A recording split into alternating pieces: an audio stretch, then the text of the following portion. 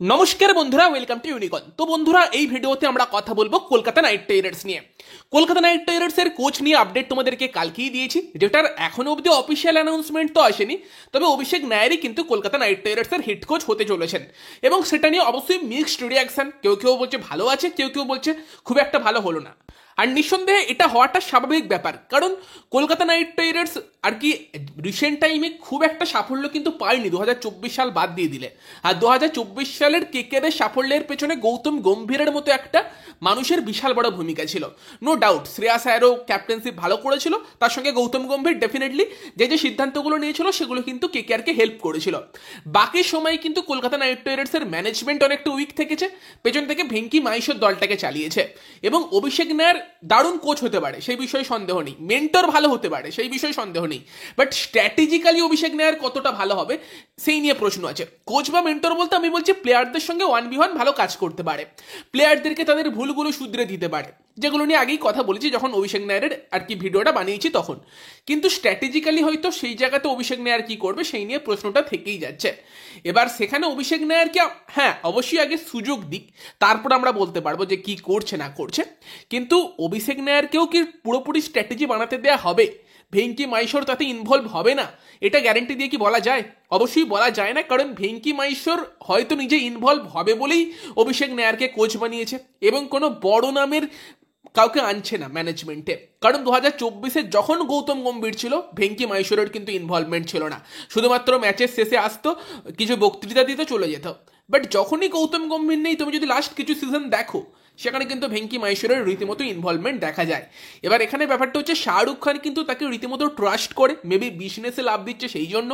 একমাত্র 2024 সালে আমরা দেখেছিলাম শাহরুখ খান সিরিয়াস ছিল কেকেআরকে নিয়ে, এবং রেজাল্ট আমরা দেখতে পেয়েছিলাম। তুমি যদি লাস্ট ইয়ার দেখো শাহরুখ খানকে অতটা দেখা যায়নি, এবং এই বছরে এখন অব্দি যেরকম যা চলছে শাহরুখ খানকে অতটা সিরিয়াস লাগছে না।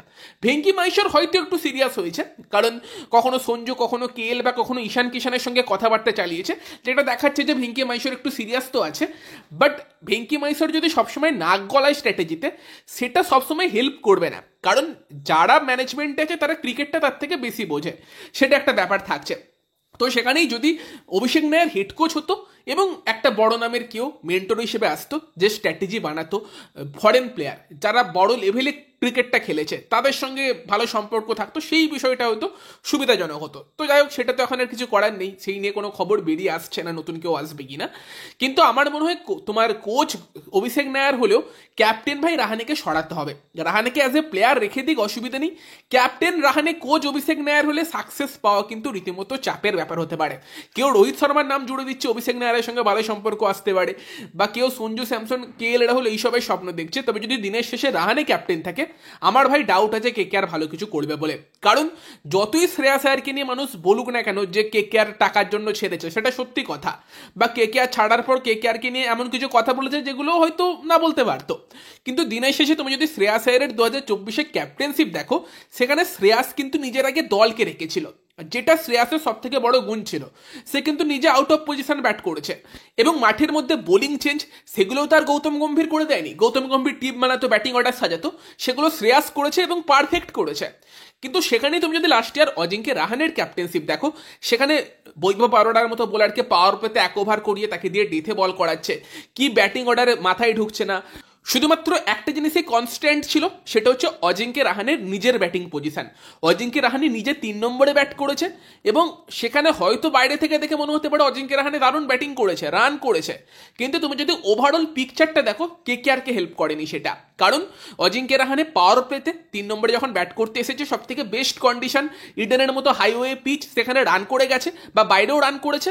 বাট যখনই পাওয়ার প্লে শেষ হয়েছে, স্পিন এসেছে, মাঝখানের ফেসটায় একদমই কেকেআর রান করতে পারেনি, কেকেআর স্ট্রাগল করেছে। হ্যাঁ, এটা ঠিক, বাকি ব্যাটসম্যানেরাও ব্যর্থ হয়েছে। বাট তুমি যদি ওভারঅল কেকেআরের যে প্ল্যানিং দেখো, সেটাই ঠিকঠাক ছিল না, এবং অজিঙ্কে রাহানের ইনক্লুশনটা কিন্তু কেকেআরের জন্য ভালো হয়নি ওভারঅল। তার কারণটা কি?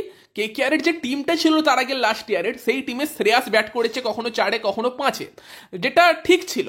কিন্তু যেই লাস্ট ইয়ারের টিমটা সেইভাবে গঠন করে অজিঙ্কে রাহানেকে নিয়ে এসেছে, রাহানে নিজেকেও, আর ওপেনিং তো চলেই নি এক কথায় বলতে গেলে, সেটা তো ডেফিনেটলি হেল্প করেনি। বাট যখনই রাহানে 3-এ ব্যাট করেছে, অঙ্ক্রিস চলে গেছে 4-এ, ভেঙ্কটেশ চলে গেছে 5-এ, যেগুলো তাদের আদর্শ ব্যাটিং পজিশন না, এবং সেখানে রীতিমতো স্ট্রাগল করেছে।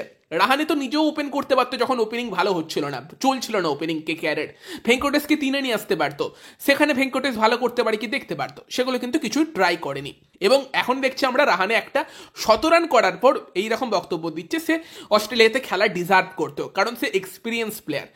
এই মেন্টালিটি আমার মনে হয় না ক্যাপ্টেনের রাখা উচিত। ঠিক আছে, অ্যাজ এ প্লেয়ার সে রাখতেই পারে, বাট যখন সে একটা দলের ক্যাপ্টেনশিপ করছে তখনও যদি ভাবে আমি এক্সপিরিয়েন্স প্লেয়ার, আমি সব থেকে বেস্ট পজিশনে ব্যাট করব, সেটা কিছুটা চিন্তার। কারণ তুমি ক্যাপ্টেন হিসেবে সবসময় টিমকে আগে রাখতে চাইবে, এবং সব সীমানার বাঁধ তো সেই দিন পেরিয়ে গিয়েছিল যেই দিন লাস্ট হায়দ্রাবাদের সঙ্গে ম্যাচ খেলতে নামছে কলকাতা নাইট রাইডার্স, কোয়ালিফাই করার কোনো চান্সই নেই।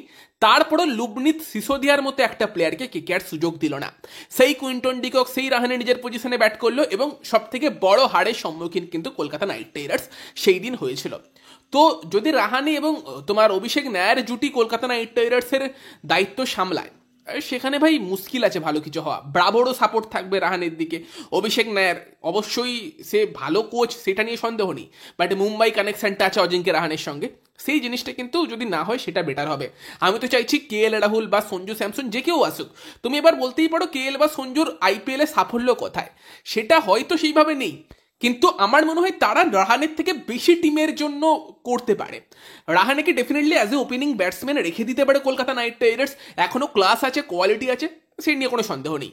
বাট ক্যাপ্টেনশিপ আমার মনে হয় যে কলকাতা নাইট রাইডার্সের নতুন কাউকে দেওয়া উচিত, এবং যদি কাউকে নাও পায় সেখানে কিন্তু রিঙ্কু সিং এর হাতে তুলে দিয়ে তাকেও গ্রুম করতে পারে, সেটাও হয়তো কেকেআরের জন্য বেটার হতে পারে, কারণ রিঙ্কু সিং মন থেকে কেকেআর দলটাকে ভালোবাসে। রাহানে তো যখন 2022-এ কেকেআরে ছিল, তারপর 2023-এ তোমার সিএসকেতে গিয়েও কেকেআরের এগেনস্টে কথা বলেছিল।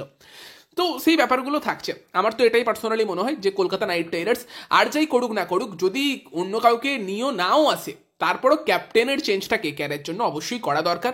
আর রাহানেকে যদি কেকেআর খেলাতেই চায়, properly as a opening batsman খেলাতে পারে, কারণ 3 নম্বরে অঙ্ক্রিস রঘুবংশী, তাকে ওই জায়গাতে খেলাতে হবে। ভেঙ্কটেশ আয়ারকে নিয়ে সন্দেহ আছে যে অভিষেক নায়ার যখন দায়িত্ব সামলাচ্ছে সে কি করবে। আমার তো মনে হয় ভেঙ্কটেশকে ছেড়ে বাইব্যাক করার চেষ্টা করতে পারে। তবে একটা জিনিস কি, তুমি অঙ্ক্রিস রঘুবংশী, ভেঙ্কটেশ আয়ার, এই প্লেয়ারগুলোর থেকে যদি তাদের সেরা খেলাটা বার করতে চাও, তাদেরকে টপ 3-তে খেলাতে হবে। তারা টপ অর্ডার ব্যাটসম্যান, সেখানে রাহানে, অঙ্ক্রিস, ভেঙ্কটেশ যদি এরকমও আর কি টপ 3 বানাতে চায়, খারাপ হবে বলছি না। তবে আমার মনে হয় আরেকজন যদি ডিস্ট্রাকটিভ ব্যাটসম্যান কেকেআর নেয়, সেটা বেন ডাকেট হতে পারে, ফিন অ্যালেন হতে পারে, টিম সাইফার্ট হতে পারে, এই টাইপের কেউ যারা ইডেনের কন্ডিশনে একদম সল্টের মতো ইম্প্যাক্ট রাখতে পারে, সেটা ওভারঅল কেকেআর টিমের জন্য বেটার হবে। দেখা যাক, সেই নিয়ে অকশন স্ট্র্যাটেজিতে আমরা আলোচনা করবো, রিটেনশন লিস্ট এলে আলোচনা করব। আপাতত আমার যেটা মনে হয় যে অভিষেক নায়ার হেড কোচ হলেও ক্যাপ্টেন কিন্তু রাহানেকে রাখা উচিত হবে না। তোমাদের কি মনে হয় কমেন্টে জানিও। ভিডিওটা ভালো লাগলে ভিডিওটাকে লাইক করে দিও, শেয়ার করে দিও। আমাদের চ্যানেলে প্রথমবার এলে আমাদের চ্যানেলটিকে সাবস্ক্রাইব করে তার পাশের বেল আইকনটাকে অন করে দিও। তো চলো গাইস, এই ভিডিওতে এই পর্যন্তই, বাই বাই।